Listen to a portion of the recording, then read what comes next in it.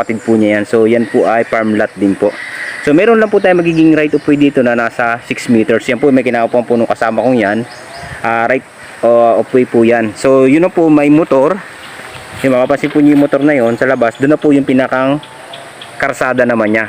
Napapasok naman po doon sa kabilang farm din po nung kapatid niya. So ito po ay mga property na may sukat na 2.8 hash. So bago ko po pasukin, ako nga po pala muna si Erwin Severo ng Art of Field Vlog.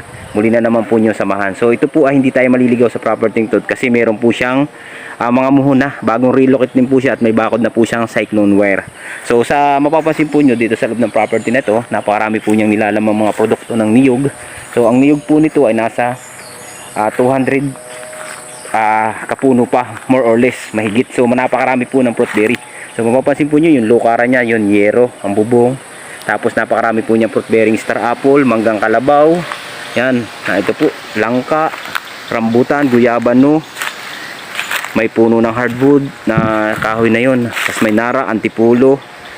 Yan, lahat po dito na nilalaman po ng property na 2.8 hectares. So kasama na po siya sa pinagbibili po ni seller. So ang presyo naman po nito ay nakanito po si seller sa 0.8M po, presyo ni seller. So sagot po niya lahat ng gastos. Lahat po yan kasama na kuryente. Ito po lahat ng nilalaman po ng kanyang property na to. So may bakod, kagandahan po. Nag-alaga daw po siya dito na nasa 20 inahin at 100 pieces na patiner. Yan, makapansin naman po nyo yung mga kulungan niya. Then ayun po yung backyard ng kanyang mga inahin. So mayroon po tayong source of water, tubig, electricity, may bahay na kasama. Yan, may linya po tayo dito ng mga patubig na may deep oil po tayo, deep oil na nakabaon sa loob ng property. At ang kagandahan po nito talagang 100 plot area, 100 plot percent. Napakarami po niyang mga fruit berry na sinasakupan ng buong property na to. So plot na plot naman po talaga ang area niya. Ang kagandahan po talaga nito ay napaka dami pong nilalaman niya. Yan. So, yan po yung pinakang loob po ng ating property na yan. Yan po, mga kulungan pa po yan. Dati daw po yan, pinagkulungan niya ng mga bibi. So, pwede po ito sa farm ng bakahan, mga manukan na sasabungin. Pwede po. Dati daw po ito, nung kanya pang naabyad to, nung marami pa siyang baboy. So, linis na linis po itong buong farm niya na to. So, makikita naman po talaga nyo na napakarami po talaga ng fruit berry. So, hindi lang po niya mabilang na gawa ng siya po ay busy lagi. Yung stock ng deep wheel niya na patubig po, kasama na po lahat na makikita natin sa loob ng property na to na nabibidyohan po natin na to. Lahat po hardwood kasama yan. Wala po siyang tatagalin sa presyo po niya na binigay sa atin. Yan po mga bahay-bahay na yan, mga bubong na yero, mga kahoy na kung ano pang po yung mga hardwood na mga magagandang klaseng kahoy na yan. Kasama na po lahat yan sa presyo niya na pinabibinta po sa 2.8 hectares. Yan po yung 2.8 hectares. So napakaganda po sa mga developer at investment po.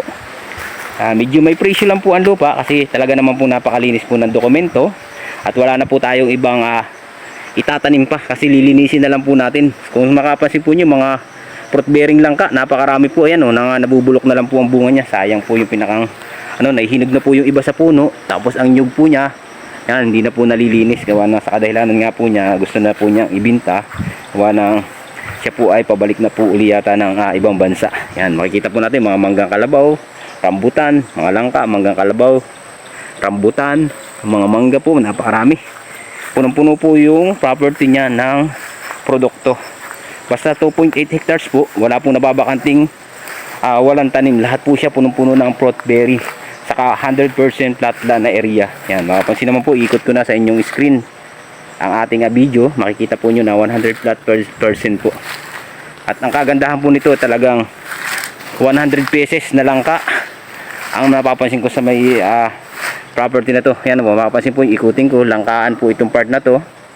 Yan, langkaan po yan, langka, taas mga manggang kalabaw. Then ito na po yung pinaka mga piggery po dati ng baboy. So kung yung gusto po mag-alaga ng mga baboy, so pwede rin po ito na pag-alagaan dahil ito po ay meron ng zoning permit. Ang kalapit po natin dito ay lahat na po farm lot na po ito na mga bakahan, manukan. Meron po siya dito sa may area na to, yung mga manukan po na mga paitlugin na hindi po yung 45 days.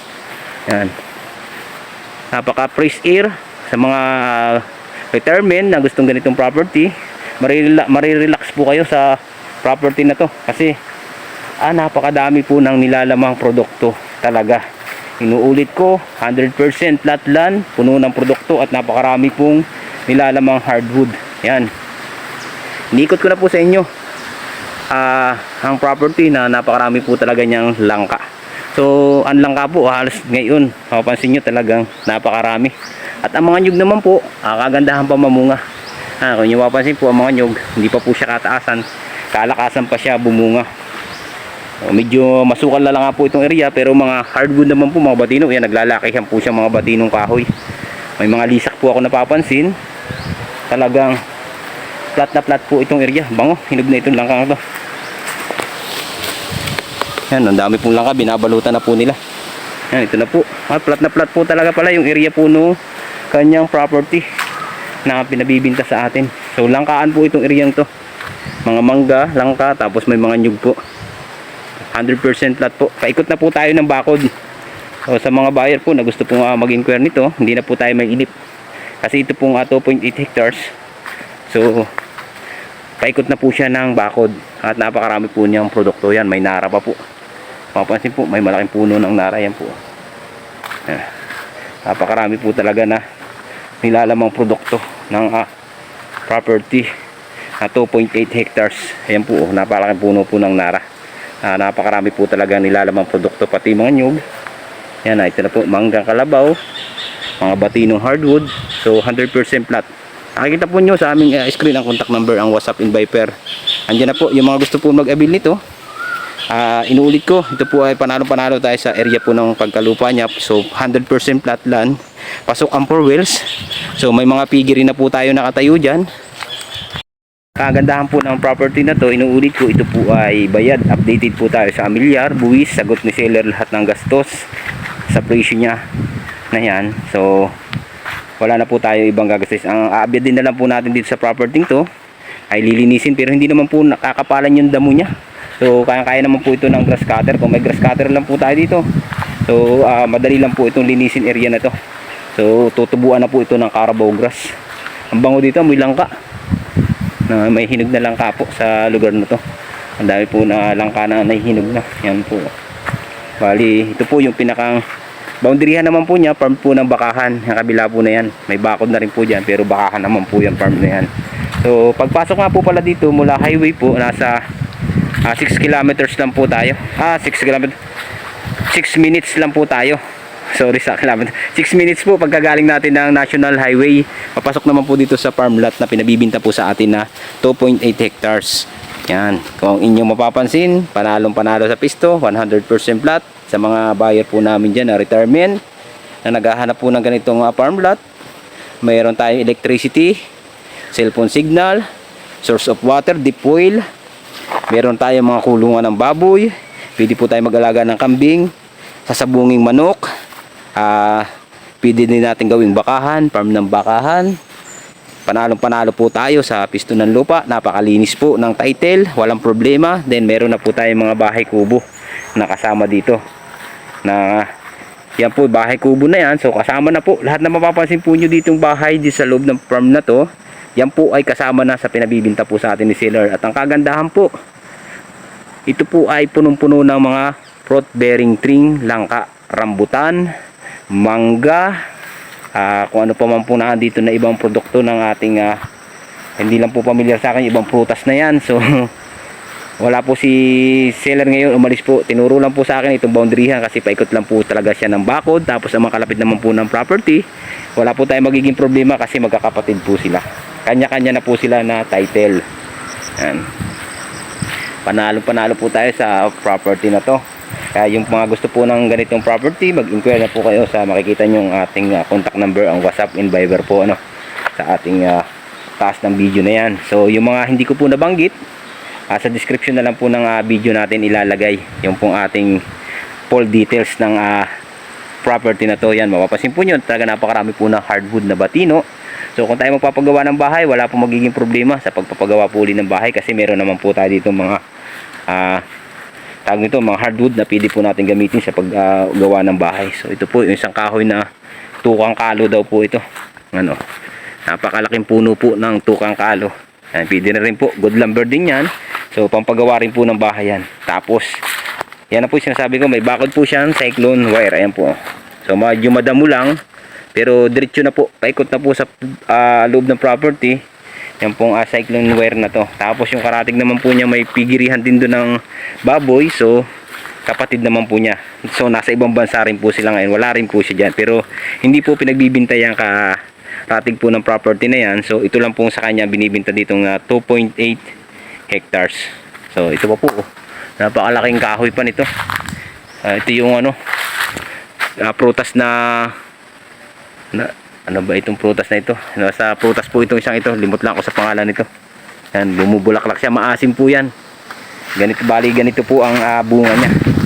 Yan, ito po. Pagka bumulaklak siya ng ganito, yan. Yan po yung pinakambulaklak niya. Ang ganda, ang cute to. Parang orchids. Tapos siya na po yung nagiging bunga niya. Ganyan naman po siyang bilog. Yan, napaka-asim po niyan. So yan po yung kapatid niya.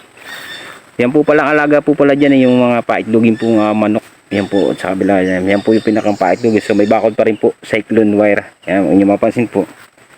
Kahit kapatid niya yung may-ari, kanya-kanya na po sila ng boundary. Yan, may bakod din po siya. Diretso naman po doon. Paikot. So isang diretso lang po. Napakaganda po ng korte ng lupa na ito. So ang korte po ng lupa na ito, para lang po siya yung panyong binuka. Yan, kung nyo mapansin po, para lang siyang yung panyo na binuka. Ulitin ko, yan po yung flat na area niya. So ito naman po yung karatig.